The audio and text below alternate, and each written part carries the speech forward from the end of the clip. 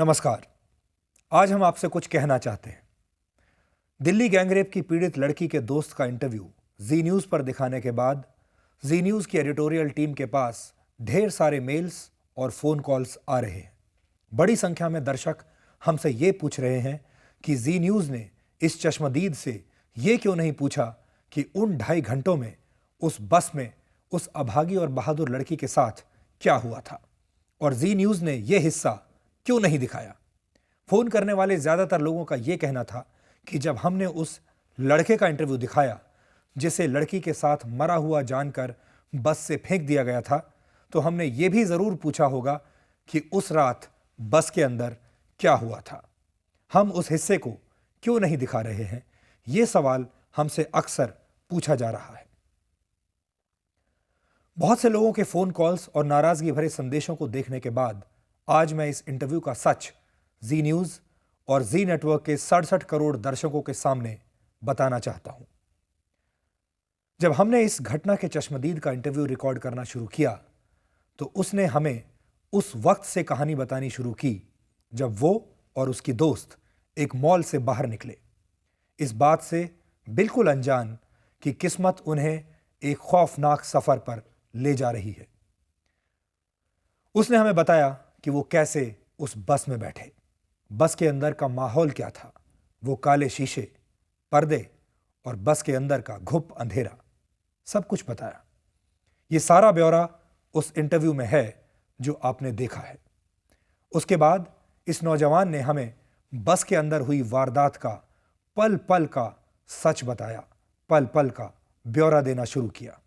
कैसे वो और उसकी असहाय दोस्त खुद को बचाने के लिए संघर्ष कर रहे थे, कैसे वो लड़की को बचाने की पूरी पुरजोर कोशिश कर रहा था।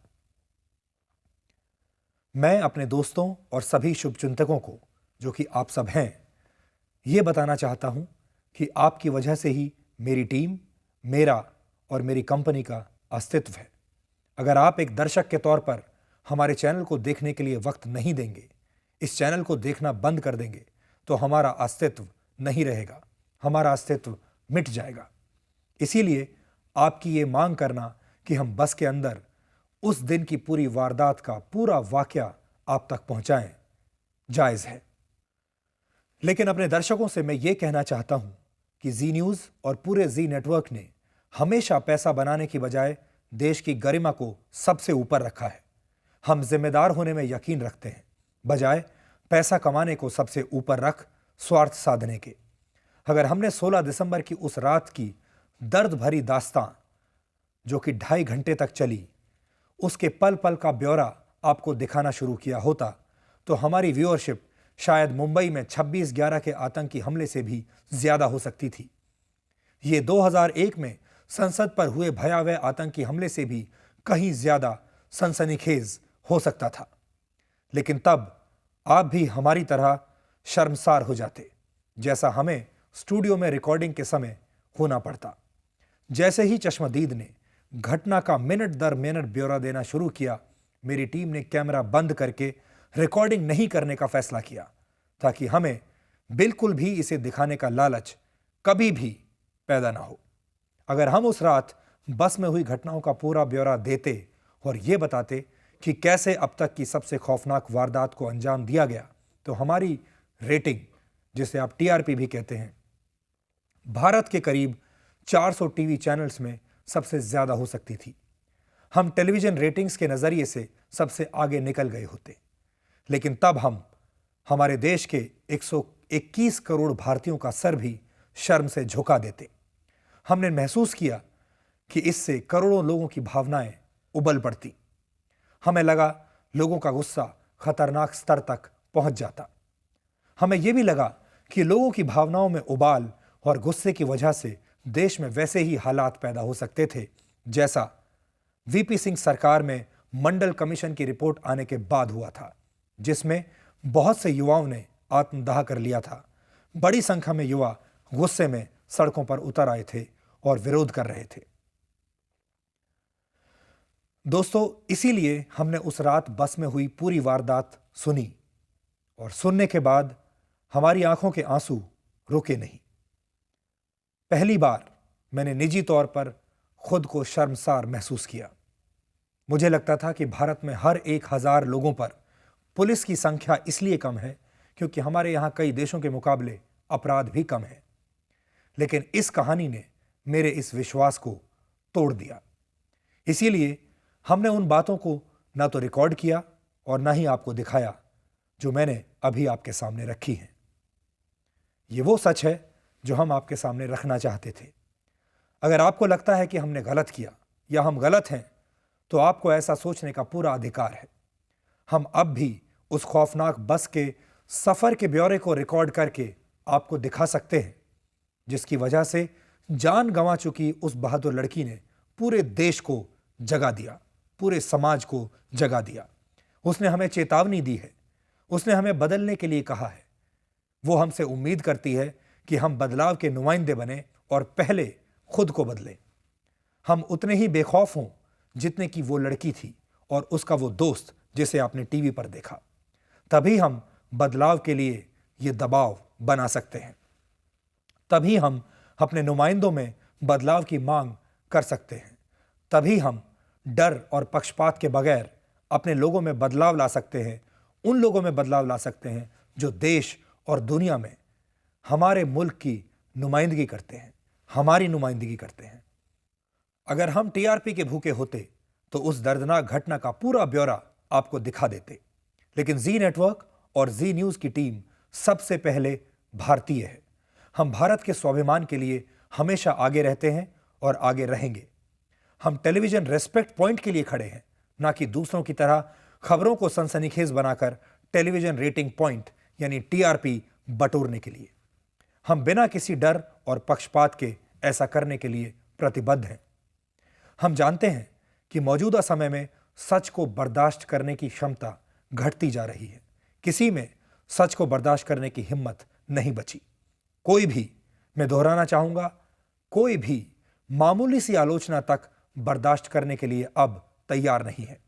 इसके बावजूद कि ऐसे लोग अपराध कर रहे हैं, जनता के पैसे को, आपके और हमारे पैसे को, हमारे संसाधनों को लूट रहे हैं, वो भी खुलेआम। तब भी जब कभी मीडिया उनके चेहरे से यह नकाब हटाने की कोशिश करता है तो वो उसके खिलाफ मानहानि के मुकदमे करते हैं। ये जग जाहिर है कि सिस्टम को चलाने वाला कोई भी शख्स मीडिया को अब पसंद नहीं करता, खासतौर पर ऑनलाइन मीडिया को, सोशल मीडिया को और इलेक्ट्रॉनिक मीडिया को। उसकी वजह यह है क्योंकि ये माध्यम बेहद तेज हैं और असरदार हैं। इन्हें रोकना मुमकिन नहीं है। यूपीए सरकार के एक केंद्रीय मंत्री ने तो सार्वजनिक तौर पर कई बार यह कहा है कि यूपीए सरकार अपनी वजह से नहीं बल्कि सीएजी, न्यायपालिका और मीडिया की वजह से काम नहीं कर पा रही है। उसकी गति में बदलाव आ गया है, सुस्त हो गई है, क्योंकि उसके ऊपर इन तीनों का दबाव है। ऐसे हालात में जी न्यूज़ दर्शकों के सामने, आप सबके सामने, देश के लोगों के सामने और नीति बनाने वाले लोगों के सामने, पूरे समाज के सामने सच लाने की मुहिम जारी रखे हुए है। हम आपके सामने सच लाते रहे हैं और सच लाते रहेंगे, बेशक ये सच कितना भी कड़वा क्यों ना हो। लेकिन आपको यह भी बताना चाहते हैं कि ऐसे सच उजागर करने के बाद क्या होता है। सरकार, सिस्टम, पुलिस और तथाकथित बुद्धिजीवी हमें खलनायक बनाने में तुले हैं और दोस्तों, आप सब चुप बैठे हैं। यह कोई बड़ी बात नहीं। हमारा मुद्दा आज उतना अहम नहीं है जितना महत्वपूर्ण देश को हिलाने वाला गैंग रेप का यह मुद्दा है। हम पिछले कुछ महीनों की तरह इस बार भी पुलिस, सिस्टम और सरकार की बर्बरता के शिकार बन रहे हैं। शुक्रवार को जी न्यूज़ के खिलाफ एक एफआईआर दर्ज करा दी गई। एक जिम्मेदार पत्रकार और ब्रॉडकास्टर होने के नाते हमारी सराहना किए जाने की बजाय बतौर संपादक मुझसे पुलिस स्टेशन में पूछताछ की गई। पूछा गया कि यह खबर क्यों चलाई। जी न्यूज़ के खिलाफ सत्ताधारी पार्टी के एक रसूखदार सांसद की एफआईआर पर हमारी शिकायत को दिल्ली पुलिस ने अनसुना कर दिया। पुलिस स्टेशन में इस पूछताछ का सीधा मतलब यही था कि सिस्टम के खिलाफ जाने वाला सच मत दिखाओ, वरना पुलिस यह कार्रवाई भुगतनी पड़ेगी। दोस्तों, अगर आप साथ देने का वादा करते हैं तो आज मैं ये कहूंगा, हम इस पुलिस राज की तकलीफ को झेल रहे हैं और झेलते रहेंगे। हम जानते हैं कि ये हमारे परिवार और बच्चों के लिए बेहद तकलीफदेह है, लेकिन ये उस दर्द से तो बेहद कम है जो हमारे बड़ों ने झेला है, अपनी शहादत दी ताकि हमारी आने वाली पीढ़ी आज़ादी में सांस ले सके, ताकि ये देश आज़ाद हो सके।